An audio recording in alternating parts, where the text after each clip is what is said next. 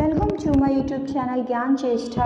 जैसे मैंने बोला था कि कल मेरी वीडियो आने वाली है, तो वो यही वीडियो थी। इसमें चैप्टर वाइज जो है मैंने उन पॉइंट्स को फोकस किया है जो आप जो एग्ज़ाम देने से पहले उस पर फोकस कर सकते हैं, उनमें से इंपॉर्टेंट क्वेश्चन आ सकते हैं। तो उस टॉपिक को डिस्कस करने से पहले मैं एक जनरल इंस्ट्रक्शंस आपको से डिस्कस करना चाहूँगी। ठीक है, जैसे लिखा हुआ है कि इसमें टोटल 30 क्वेश्चंस आएंगे जो ABCDE में पेपर डिवाइडेड होगा। ठीक है, ऑल क्वेश्चंस आर कंपलसरी, सारे क्वेश्चंस कंपलसरी करने हैं। ठीक है, 1 से लेकर 12 क्वेश्चंस जो MCQ बेस्ड है, ये MCQ टाइप क्वेश्चन है 1 मार्क्स के। ठीक है, 30 से 18 तक जो क्वेश्चन है वो 2 मार्क्स के होंगे। ठीक है, 50 to 60 वर्ड से ज़्यादा नहीं लिखना आपको। नेक्स्ट है 90 से 23 तक जो है वो 4 मार्क्स के होंगे क्वेश्चंस, जिसमें से 100 से 120 शब्दों से आपसे ज़्यादा नहीं लिखना। नेक्स्ट है 24 से 26 यानी 3 क्वेश्चंस मैप, कार्टून बेस्ड और पैसेज टाइप होंगे, वो आपको देख के उसी के बेस पर क्वेश्चन का आंसर देना है। नेक्स्ट है 27 से 30 जितने भी क्वेश्चन हैं वो 6 मार्क्स के होंगे। ठीक है, वो 170 से 180 शब्दों से हमें अधिक नहीं देना है। ये पेपर करने से पहले की जनरल इंस्ट्रक्शन है, ये हमें ज़रूर फॉलो करनी चाहिए। इससे ही हमारे मार्क्स जो हैं और कैरी होने के और आने के चांसेस होते हैं। Come to the first part, end of bipolarity. ठीक है, ये पहली बुक का फर्स्ट पार्ट है। इसमें से इम्पोर्टेंट पॉइंट्स जो है वो फोकस करने वाले हैं। देखो, topics to be focused. First है द सोवियत सिस्टम, राइट, यानी ये पॉइंट वो है जो चैप्टर्स में से आपको इम्पॉर्टेंट पॉइंट्स है। इसमें मैं वेरी इंपॉर्टेंट भी बताने वाली हूँ, तो पहले आप फोकस करिए। पहले मैं सब बताऊंगी, फिर उसके बाद वेरी इंपॉर्टेंट बताऊंगी।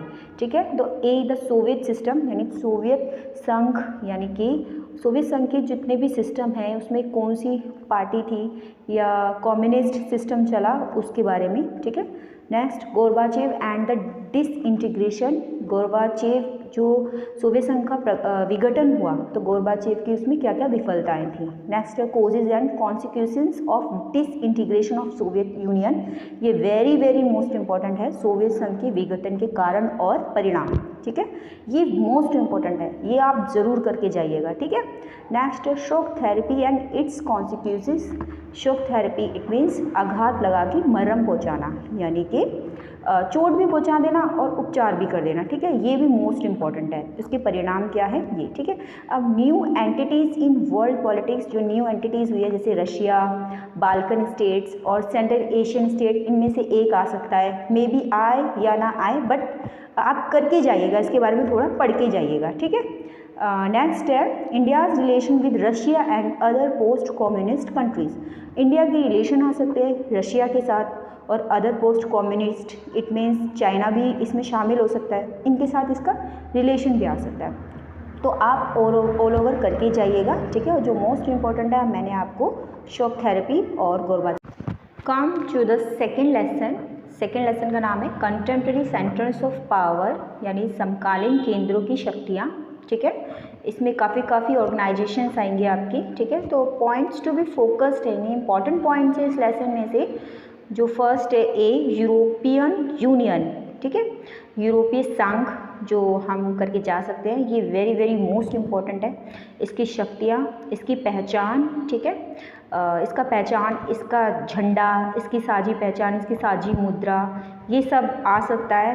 ये मतलब 1 या 2 क्वेश्चंस के आंसर्स में आ सकता है ये, और मे बी इसके बड़ा भी आ सकता है ये क्वेश्चन, 6 मार्क्स का भी आ सकता है। ठीक है, नेक्स्ट है association of south east Asian Nations. ठीक है, जो साउथ ईस्ट एशियन नेशंस हैं इनका एसोसिएशन, यानी कि इनका संगठन, जैसे आसियान हो गया, दक्षेज हो गया। ठीक है, ये जो साउथ ईस्ट जो कंट्रीज़ हैं वो आएंगी इसके अंदर। तो इनकी शक्तियाँ, इनके क्या क्या कार्य हैं, ठीक है, इनके फंक्शंस। ठीक है, और ये एक दूसरे से कैसे अलग हैं, ये कैसे एक दूसरे को कोऑपरेट करके चलते हैं, ये सब आप करके जाइएगा। दक्षेज भी आ सकता है, आसियान भी आ सकता है, इनके उद्देश्य, इनके कार्य, ये सब आ सकता है। ठीक है, नेक्स्ट है rise of China as an economic power, ये भी इम्पॉर्टेंट है। ठीक है, चाइना एज ए आर्थिक शक्ति के रूप में कैसे उभरता है। ठीक है, ये भी आ सकता है। नेक्स्ट है Japan and South Korea as emerging powers, यानी कि साउथ कोरिया और जापान जो है वो उभरती शक्तियाँ कैसे हैं। ठीक है, वैसे करके जा सकते हो, बट ये इतना ज़्यादा इंपॉर्टेंट नहीं है। जो इसमें ज़्यादा इंपॉर्टेंट है वो यूरोपियन यूनियन है, यूरोपीय संघ, अमेरिका के जो मतलब कि ध्रुव ध्रुवीयता के अंत में जब अमेरिका जीता था, उसके बाद जब सत्ता के वैकल्पिक केंद्र आए थे तो यूरोपीय यूनियन उसमें पहले देखा गया था, तो उसकी शक्तियाँ आ सकती है। ये वैसे अमेरिका को एक टक्कर देने वाला था। Come to the next chapter number 3, contemporary South Asia, समकालीन दक्षिण एशिया। इसमें उन कंट्रीज़ की बात होगी, तो उसमें फोकस करने वाले पॉइंट्स हैं, मेन इंपॉर्टेंट पॉइंट्स हैं, ठीक है। पहला, military and democracy in Pakistan and Bangladesh, ठीक है। ये साउथ एशियन कंट्रीज़ हैं, ठीक है। इनमें जो सिस्टम्स हैं, जैसे पाकिस्तान का मिलिट्री सिस्टम, बांग्लादेश का डेमोक्रेसी, इनके बीच में या इनसे रिलेटेड कोई क्वेश्चंस आ सकता है, ठीक है। इन दोनों देशों का, ठीक है, मिलिट्री सिस्टम पाकिस्तान का या बांग्लादेश का डेमोक्रेसी, किस प्रकार डेमोक्रेसी के लिए वहाँ पर हुआ, तो वो सब आ सकता है। नेक्स्ट है monarchy and democracy in Nepal. ये वेरी वेरी मोस्ट इंपॉर्टेंट है, इससे रिलेट करके कोई क्वेश्चन पूछा जा सकता है। किसी भी कंट्रीज़ को किसी भी कंट्रीज से जो कंपेयर कर दिया जाता है, ठीक है। तो वहाँ पर जो नेपाल में डेमोक्रेसी के लिए किस तरीके से लोगों ने जो है आंदोलन किए, तो उस टाइप का एक क्वेश्चन आ सकता है यहाँ पर, ठीक है। वहाँ पर पहले राजतंत्र था, ठीक है, राजतंत्र तो अभी भी है, बट आगे डेमोक्रेसी के लिए उन्होंने कैसे आवाज़ उठाई, ठीक है। नेक्स्ट है ethnic conflict and democracy in Sri Lanka, ठीक है।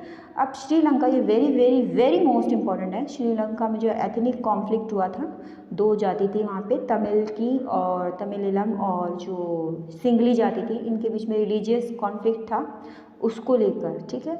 ये आप करके जा सकते हैं, ये वेरी मोस्ट इंपॉर्टेंट है, ये बहुत वेरी मोस्ट इंपॉर्टेंट क्वेश्चन है, इनमें से कोई क्वेश्चन आ सकता है। नेक्स्ट है इंडिया पाकिस्तान कॉन्फ्लिक्ट्स। अब ये पड़ोसी देश हैं, तो मे बी इनके बीच के संबंध, इनकी खटास, ठीक है, ये आ सकते हैं। इनके बीच में युद्ध हुए, कितनी बार हुए, किस मोड़ पर हुए, ठीक है, ऐसे क्वेश्चन आ सकते हैं। नेक्स्ट है India and it's neighbours, India और उसके पड़ोसी देश।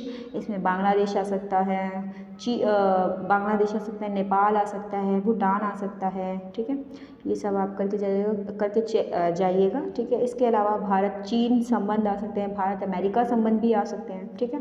नेक्स्ट है पीस एंड कोऑपरेशन। अब इनके बीच में जो शांति है, जो वार्ताएं होती हैं, ठीक है, जो संधियां होती हैं, एग्रीमेंट्स होते हैं, ये भी आपको पता होने चाहिए। इनके बीच में शांति की जो संधियां होती हैं, ठीक है, इनके बीच में पीस एंड कोऑपरेशन है, वो भी आपको पता होने चाहिए। ये है very most important in lesson number 3, okay. Start with the lesson number 4, international organisation, अंतर्राष्ट्रीय संगठन। अंतर्राष्ट्रीय संगठन, ये लेसन नंबर 4 में से जो इम्पोर्टेंट पॉइंट है, पहला है meaning and importance of international organisation, यानी अंतर्राष्ट्रीय संगठन है, उसका मतलब क्या है, उसके मीनिंग पर ध्यान देना, इम्पोर्टेंस जो इसकी आवश्यकता है, इसको क्यों लाया गया, इसकी ज़रूरत क्यों पड़ी, ठीक है। नेक्स्ट है evolution of the UN, United nation का इवोल्यूशन हुआ तो क्यों हुआ, इसकी ज़रूरत क्यों पड़ी, वही सेम हो गया, इनमें से आ सकता है मे बी। वैसे आपको पता होना चाहिए ना इसका हिस्टोरिकल बैकग्राउंड, तो आप कर सकते हो। नेक्स्ट है structure and function of international organisation, ये वेरी वेरी मोस्ट इंपॉर्टेंट है। इसकी संरचना और उसके कार्य, जो इंटरनेशनल ऑर्गेनाइजेशन है, इसके काफ़ी सारे ऑर्गेन्स होते हैं, इन अलग अलग ऑर्गेन्स का क्या क्या कार्य होता है वो आ सकता है, मे बी इसे रिलेट करके कोई भी क्वेश्चन पूछा जा सकता है, ठीक है। नेक्स्ट है प्रिंसिपल ऑर्गेन्स ऑफ यूएन।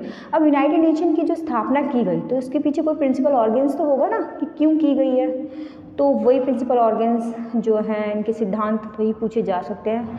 वैसे सीधा डायरेक्ट क्वेश्चन नहीं आता, इससे रिलेटेड आ सकता है, ठीक है। नेक्स्ट है reform of the UN after cold war, शीत युद्ध के बाद जो इसकी सुधार हुए इसके अंदर, वो पूछे जा सकते हैं, मे बी ये इतना इंपॉर्टेंट नहीं है, मे बी आ सकता है। Next reform of structure, process and jurisdiction of the UN, United nation का वही सुधार, इसकी संरचनात्मक सुधार, इसकी प्रक्रिया, ठीक है। नेक्स्ट है India and the UN reform, ठीक है, भारत और यूनाइटेड नेशन का जो सुधार है, उसमें मतलब इंडिया ने क्या क्या जो है इसकी सदस्यता ली थी, इंडिया कौन से नंबर पर था, कब इसने सदस्यता ली, यूनाइटेड नेशन का जो अभी कुछ और भी बाकी हैं, वो है जैसे कि इसकी की agencies IMF, world bank, WTO, ILO, IAEA, ये इम्पॉर्टेंट एजेंसीज है।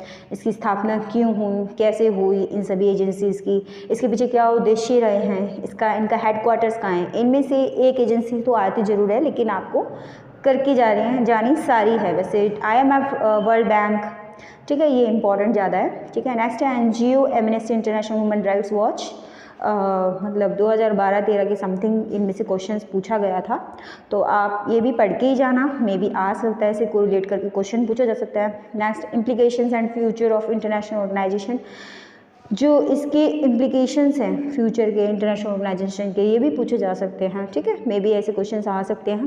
बस इसमें जो मोस्ट इम्पॉर्टेंट है वो UN है, इसका स्ट्रक्चर, इसका फंक्शनल जो कार्य है वो आपको करके जाना है, इसके उद्देश्य, इसकी स्थापना कहाँ हुई, इसके हेडक्वार्टर्स कहाँ हुई। अब बात करते हैं लेसन नंबर 5 की। ठीक है, security in the contemporary world, यानी सुरक्षा समकालीन विश्व में। तो समकालीन विश्व में जो सुरक्षा है, इसका कॉन्सेप्ट क्या है। ठीक है, इसमें फोकस पॉइंट है हमारे meanings and types of security. Types of security, कितनी प्रकार की सुरक्षा होती है वो, इसका मतलब क्या होता है, मायने क्या है। Traditional concept of security, important question है, इसमें MCQ बेस्ड या 2 या 3 नंबर में क्वेश्चन आ सकता है। ठीक है, next, non tradition notions of security, यानी कि नॉन ट्रेडिशन विचार हमारी सिक्योरिटी के क्या हैं, वो भी हो सकता है, आ सकता है। न्यू सोर्स ऑफ थ्रेट्स, ठीक है, न्यू सोर्स क्या है इसके। ठीक है, नेक्स्ट है कोऑपरेटिव सिक्योरिटी, सहयोगात्मक जो हम सुरक्षा होते हैं उसके क्या मायने हैं, इसका कॉन्सेप्ट क्या कहता है। इंडिया सिक्योरिटी स्ट्रेटजी, इंडिया ने सुरक्षा करी है उसकी स्ट्रेटजी क्या है सिक्योरिटी की। ठीक है, तो ये लेसन नंबर 5 में से इतने पॉइंट्स है, बट इसमें जो मेनली मोस्ट इंपॉर्टेंट है वो ट्रेडिशनल कॉन्सेप्ट ऑफ सिक्योरिटी हो सकता है, नॉन ट्रेडिशनल कॉन्सेप्ट हो सकता है। ठीक है, बाकी आप पढ़ के सारा जाना, जो इंपॉर्टेंट है वो मैंने बताया। ओके,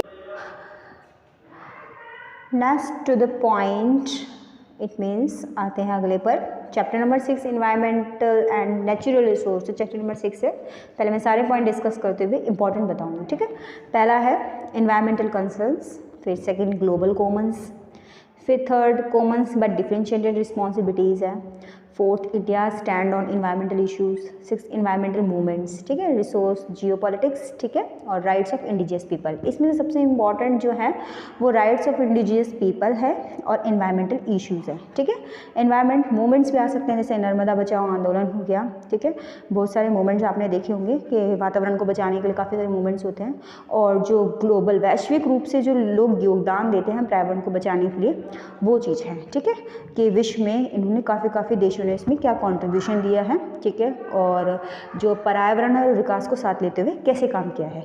तो ये इंपॉर्टेंट क्वेश्चन होते हैं इस लेसन से। Come to the next lesson, the very last lesson, globalisation. ठीक है, मैं थोड़ा सा जूम कर देती हूँ, ग्लोबलाइजेशन जूम, हाँ हो गया। Next topic to be focus, पहले सारे टॉपिक बताऊंगी, फिर उसके बाद इंपॉर्टेंट बताऊंगी। पहला है concept of globalisation, second causes and consequences of globalisation, third India and globalisation, fourth resistance to globalisation, fifth India and resistance to globalisation.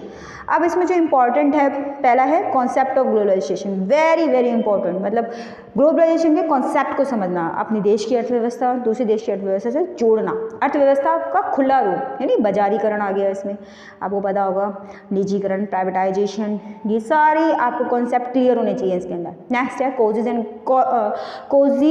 Consequences of globalisation, यानी इसके परिणाम और इसके कारण। अरे ग्लोबलाइजेशन के पॉजिटिव और नेगेटिव दोनों आपको बताना चाहिए, इसके लाभ क्या हो सकते हैं, हानि क्या हो सकते हैं, आप लिख सकते हैं इसके परिणाम में। इंडिया एंड ग्लोबलाइजेशन, भारत और वैश्वीकरण, भारत ने वैश्वीकरण से क्या लाभ पाया है।